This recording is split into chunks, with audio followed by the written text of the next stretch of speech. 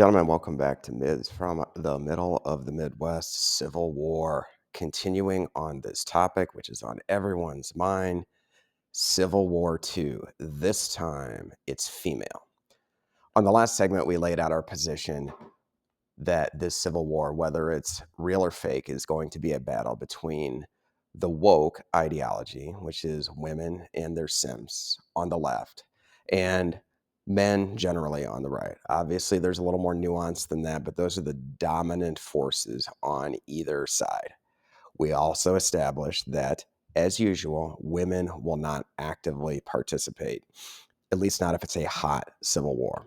You will have to have someone join a traditional military and fight on behalf of the women folk. Certainly, a handful of simps will do this, maybe even tons of simps, but they will need strong men to fight a hot civil war.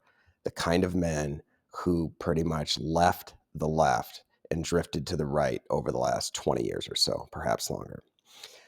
So people who do politics for a living, I suspect that they've spent a lot of time lately trying to figure out how one side or other might seize control of the military to start this civil war.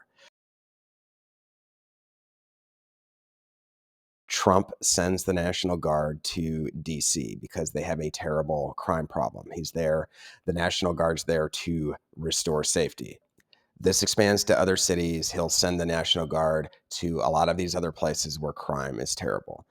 In theory, you could argue that the right has invaded the big cities in America if this continues. Hardly. I'm just not seeing it, guys. The mayors of these cities, no doubt, are pissed, or at least they're acting like they're pissed. But do the ordinary citizens that live there feel as though they've been invaded and that an act of war has happened? If they did, I think you'd see them fighting back. They aren't.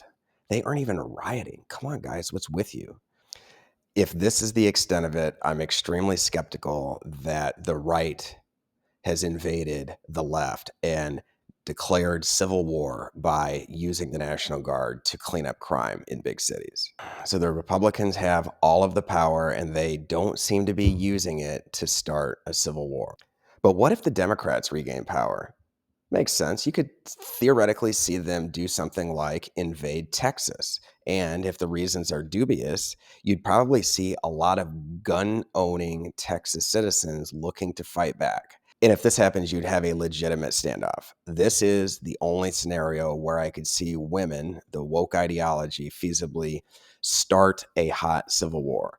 And I definitely concede this scenario makes sense. There are problems with it, though. Not only will this require Democrats to regain power in the United States, especially executive power, the presidency, they will have to do it by remaining woke.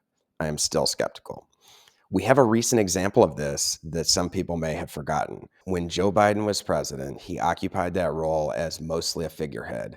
The woke ideology had a ton of control and influence over what was going on in his administration, including the military.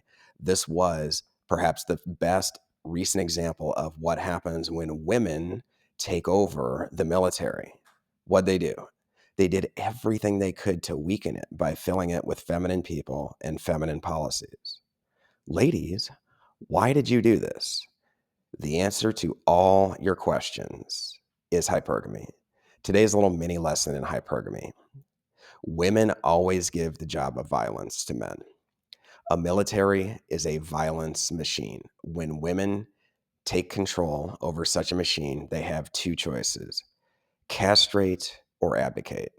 The whole point of the woke agenda has been for a long time that men don't deserve to be in charge. I mean, you've seen some of these celebrity simps out there saying, hey, take power from us. We have screwed this up. Ladies, you need to be in charge. And when Biden was president, women were in charge. At least the woke ideology was in charge. So castrate or abdicate. The problem with abdicating is that means they would have to hand over control of the military to the kind of unapologetically strong men that they have been denouncing for 20 to 30 years. This would have gone entirely against their anti-male value system, and politically it would have looked terrible. So instead, they castrated it. They didn't do it on purpose. They just treated the military like they treat every other organization that women control. downplay hierarchy, shame strength, make it nicer, make it softer, make it safer, make it more welcoming. This is female nature. It's not evil, but it was never adapted to lead a large and powerful organization dedicated to the one thing that men know much better than they do: physical violence. Thanks for listening. Like, subscribe, tell your friends. And final thought: if the woke ideology regains power in 2028, do you think they'll make the same mistake again? Probably not. But this is also why the ideology is so poorly suited to the biological realities of sexual dynamics. The next time the left regains the levers of power in the United States, it will be because it once again reflects the exact values that the woke tried really hard to destroy: unapologetic, strong men. And if that happens, I just don't expect them to be too interested in invading Texas. That's it for the military control portion. Next time, how would women persuade men to fight? They definitely can. You'll be interested to find out how. Take care.